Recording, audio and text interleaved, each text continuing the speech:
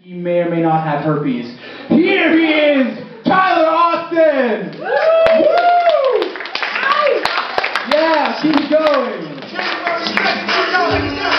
I know you don't have herpes. You have to have sex to get herpes. That's how that works, Stephen. I know it's confusing, but that's how that goes. I'm Tyler Austin.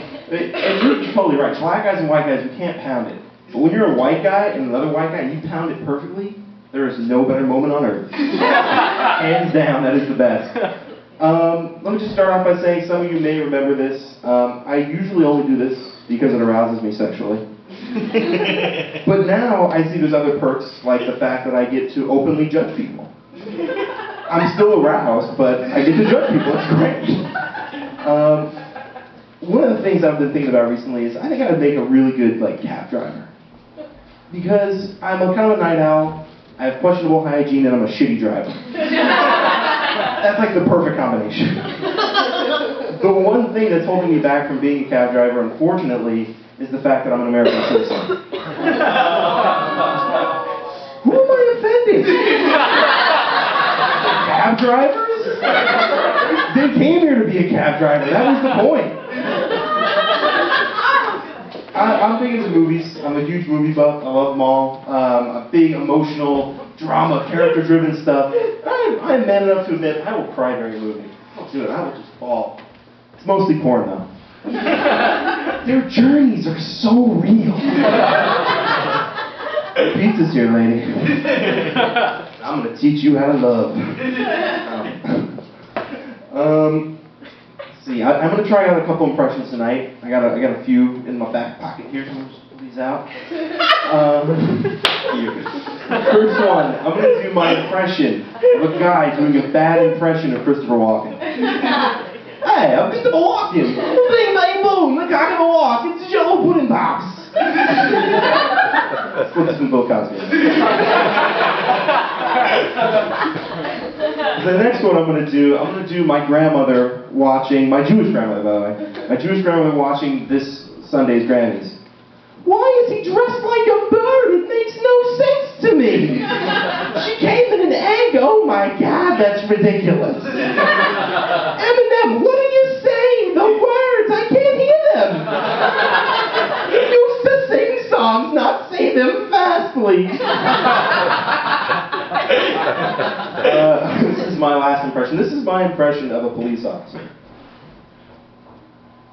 Son, both your parents are dead. Yeah, I went dark. I went really fucking dark on that one. I know, that's one where you're like, God, did you really say that? It's really weird. By the way, if you couldn't tell, I am fat. I'm overweight up here. It's just, it is what it is. Not medically sound. It's been tested, it's just not. But when you're a fat guy, you gotta be self-aware. You just gotta have the self-awareness where you can't do certain things in public as a fat guy. You can't do it, because otherwise you're just showing off your fatness. Can't do it. One of the things is when I get onto an elevator, I get on like a cat burglar. And pray that it doesn't shake. Oh God. And just pray that it doesn't shake. Because if you go into an elevator and it shakes, the people on there look at you with fear and anger usually reserved for Hitler and Saddam Hussein. It's just that simple. And for me, it's I look at the occupancy rate. 1,500 pounds is the occupancy. 3 people are on. Do I look like I weigh 1,200 pounds to you? I have not been cut out of the house on Jerry Springer yet, I promise. It would have made news. The next thing you can't really do as a fat guy in public, you can't lay down in public. You just can't do it. Because when you lay down in public, when you're a skinny person, it's oh, it's wonderful. They're skinny and they're enjoying the day and there's birds and trees and a picnic. Oh, it's wonderful. When you're a fat guy in public, that same person who did that voice is God, they are too fucking comfortable, those people, and I don't like it. Not impressed. Not impressed at all.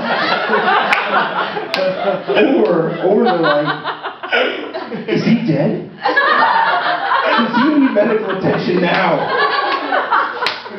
Okay, he's moving. Can't do that. Last thing you can't do as a fat person in public, you can't eat fast food in public.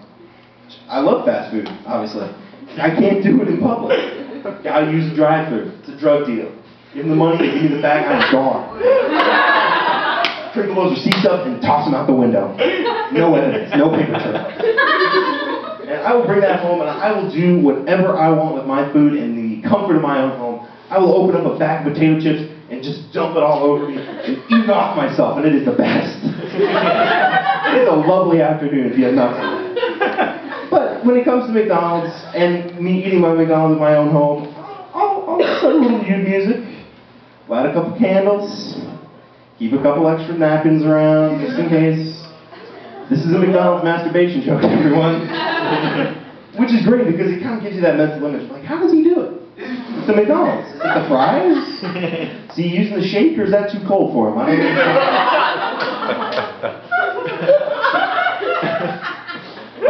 don't know. I want to let you listen to this real quick.